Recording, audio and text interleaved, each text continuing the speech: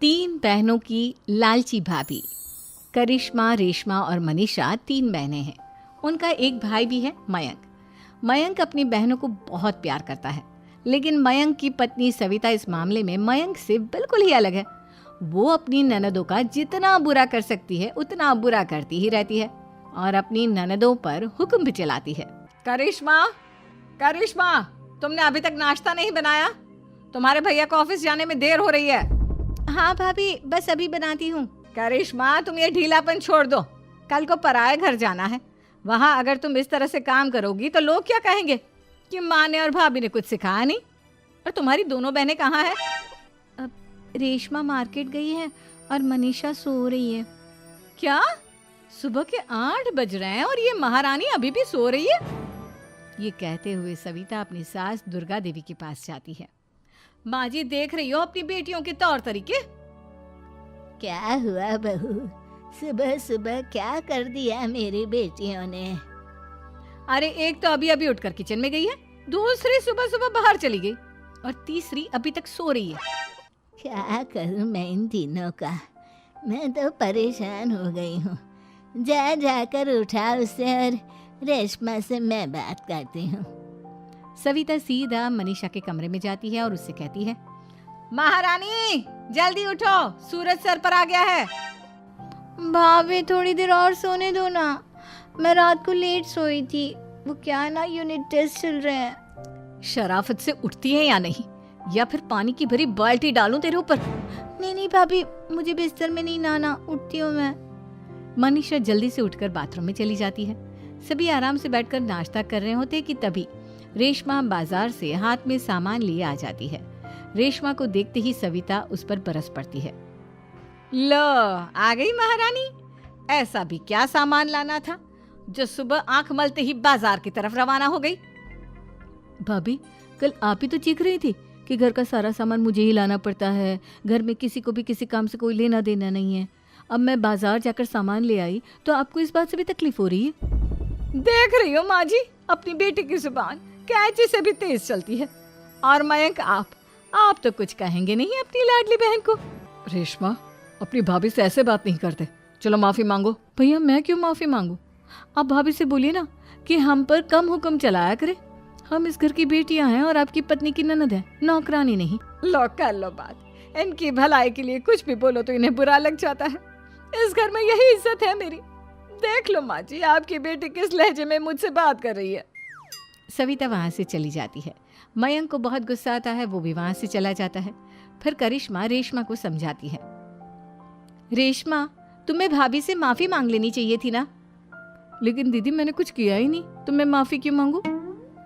हाँ करिश्मा दीदी, रेशमा दीदी जैसे ही घर में आई भाभी ही उन पर चिल्ला रही थी। हाँ, मैं मानती हूँ कि गलती भाभी की थी। मैं तो इसलिए बोल रही हूँ कि भाभी ने माँ को तो पूरी तरह अपने वश में कर लिया है। वो हमारी बात सुनती ही नहीं। मयंक भैया हमारे लिए हमेशा खड़े रहते हैं, इसलिए उनकी बात का मान तो तुम्हें रखना चाहिए था ना। कोई फायदा नहीं दीदी, कुछ दिनों की बात और है, भाभी उन्हें भी हमारे खिलाफ भड़का देंगी।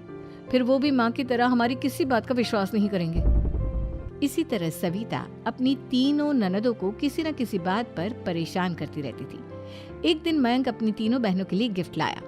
करिश्मा, ये तुम्हारे लिए हार का सेट। रेशमा, तुम्हारे लिए सुंदर सी ड्रेस। और मनीषा, तुम्हें किताबें पसंद है ना, तुम्हारे लिए किताबें लाया हूँ। थैंक यू भैया। थैंक यू भैया। थैंक यू भैया। करिश्मा, तुम्हारा नेकलेस कितना सुंदर है। ये भैया कहाँ से ले आए होंगे? मैंने भैया को 3 दिन पहले फोन पर ये डिजाइन दिखाया था और आज भैया ये ले आए। सविता तो अपनी ननदों के गिफ्ट्स देखकर जल गई और करिश्मा का नेकलेस तो उसे भी बहुत पसंद आया था। अपनी बहनों के लिए कितना अच्छा नेकलेस लेकर आए हैं, मुझे कभी कोई गिफ्ट नहीं दिया। मैं आज ही ये हार चुरा लूंगी। रात में सविता करिश्मा का हार चुरा लेती है और इसी तरह उसे अपनी ननदों की जो भी चीज़ अच्छी लगती वो उसे मांगती नहीं, बल्कि रात के अंधेरे में चुरा लेती। इसी तरह दिन बीतते गए और सविता ने मयंक के दिल में भी उसकी बहनों के लिए नफरत पैदा कर दी।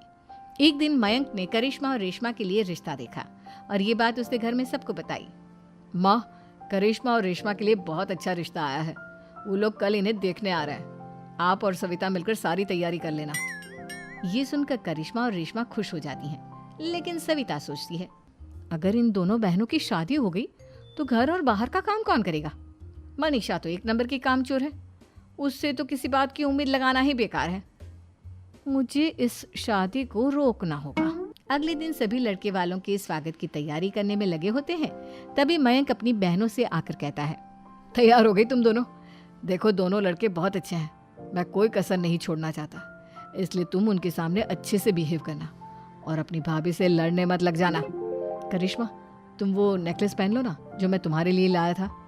भैया मैं बहुत देर से वो नेकलेस ढूंढ रही हूँ, लेकिन मुझे मिल ही नहीं रहा। क्या तुमने नेकलेस खो दिया? तुम्हें पता भी है वो कितना महंगा था? तुम कोई काम ढंग से नहीं कर सकती।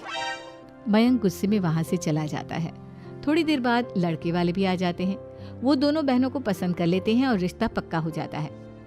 लेकिन सविता के दिमाग में तो कुछ और ही खिचड़ी पक रही थी।